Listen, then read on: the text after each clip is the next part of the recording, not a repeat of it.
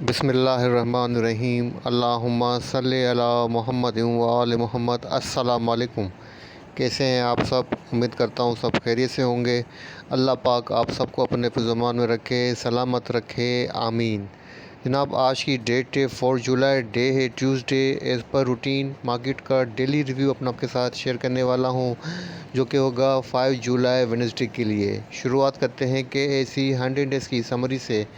Index ने आज अपनी क्लोजिंग एज जस्ट की है 43,557 के ऊपर की है।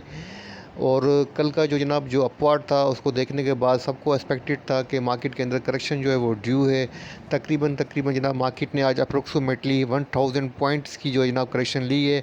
अपना जो हाई पोस्ट किया है 44,511 का किया है। अपना जो लो पोस्ट किया है 43,488 का किया है। अपनी क्लोजिंग 43,557 के ऊपर एडजस्ट की है।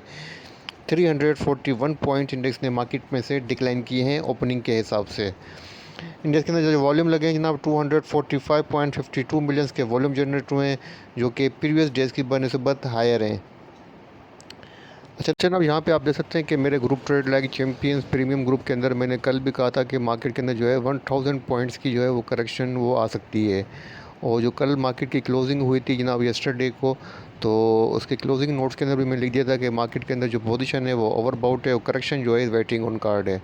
तो आज आप देख सकते हैं कि मार्केट ने तकरीबन 1000 पॉइंट्स जो है वो ड्रॉप किए हैं और तकरीबन अच्छी खासी आज हमें करेक्शन नज़र आई है। और स्टॉक्स के अंदर भी जनाब मैंने इंडिकेट कर दिया था, ख़ास करके चेराट सीमेंट के अंदर मैंने कहा था कि इसके अंदर करेक्शन ड्यू है, 126 तक की जो है एक्सपेक्टेड है। तो यहाँ पे आप देख सकते हैं कि आज अपना इसने हाई पोस्ट किया है 135-36 का किया है।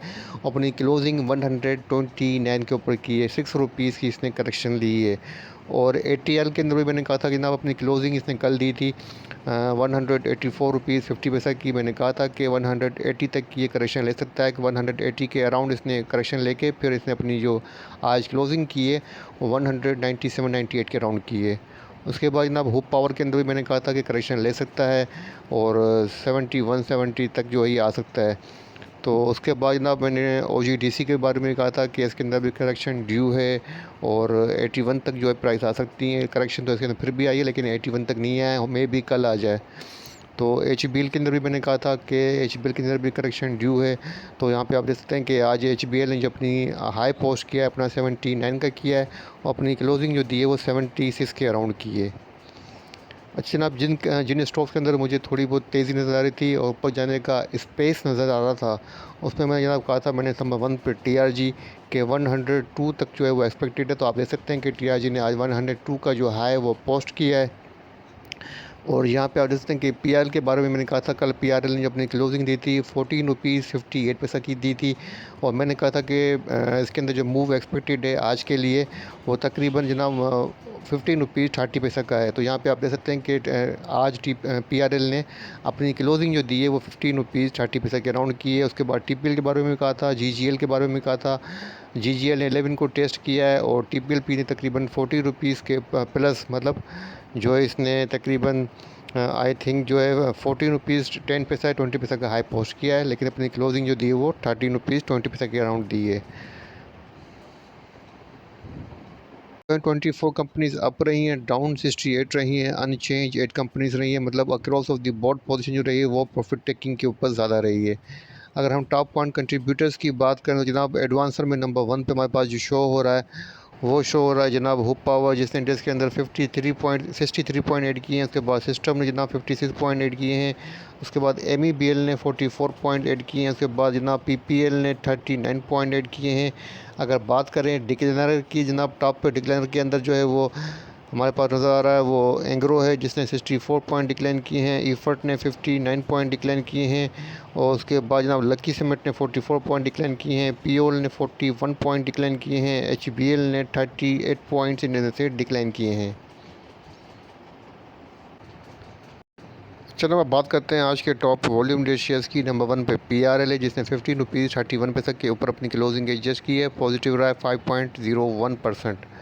उसके बाद जनाब सेकंड नंबर पे आता है सीनर्जी, जिसने 3 रुपीज़ 15 पैसा के ऊपर अपनी क्लोजिंग एडजस्ट की है। नेगेटिव रहा है 0.94%। थर्ड नंबर पे WTL है, जिसने 1 रुपीज़ 15 पैसा के ऊपर अपनी क्लोजिंग एडजस्ट की है। नेगेटिव रहा है -6.50%।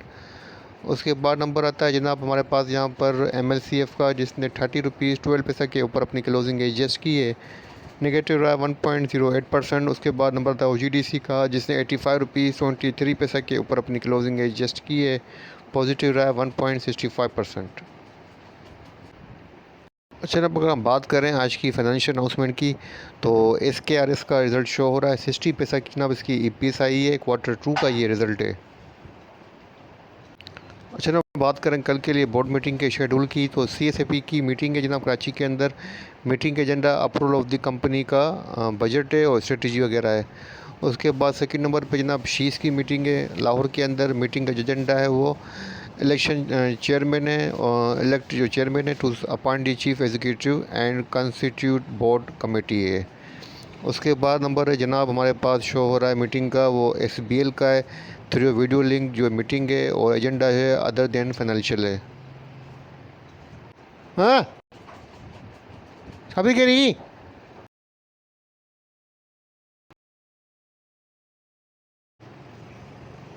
अच्छा, ना बात करते हैं आज की इंसाइडर ट्रांजेक्शन की 4 जुलाई की। तो सबसे पहले जो ट्रांजेक्शन शो हो रही है वो FECM के अंदर शो हो रही है, एक्शन बाइंग का शो हो रहा है, और 500 शेयर्स की बाइंग हुई है 3 रुपीज़ 21 पैसा की प्राइस के ऊपर।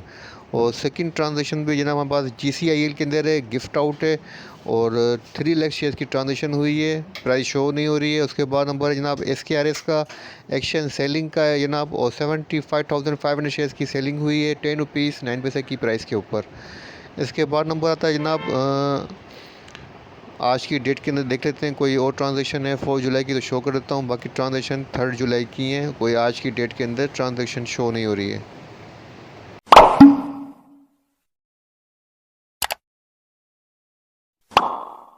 KAC 100 डेज के टेक्निकल चार्ट की, तो आपके सामने PSS का डेली चार्ट ओपन है। डेली चार्ट के ऊपर यहाँ पे आप देख सकते हैं कि आज जो पैटर्न बना है जनाब बेयरिश इंगल्फिंग पैटर्न बना है, जो कि एक नेगेटिव पैटर्न है, फर्दर डाउनवर्ड को इंडिकेट कर रहा है। आज सुबह के अंदर भी जनाब मैंने अर्ली मॉर्निंग के अंदर जो वीडियो बनाई थी उसके अंदर आपको इंडिकेट कर दिया था कि मार्केट के अंदर प्रॉफिट टेकिंग एक्सपेक्टेड है, करेक्शन एक्सपेक्टेड है। तो जनाब यहाँ पे आप देखते हैं कि आज मार्केट ने अपनी 1000 जो है वो ड्रॉप करके अपनी क्लोजिंग जो है एडजस्ट की है 43,557 के ऊपर की है।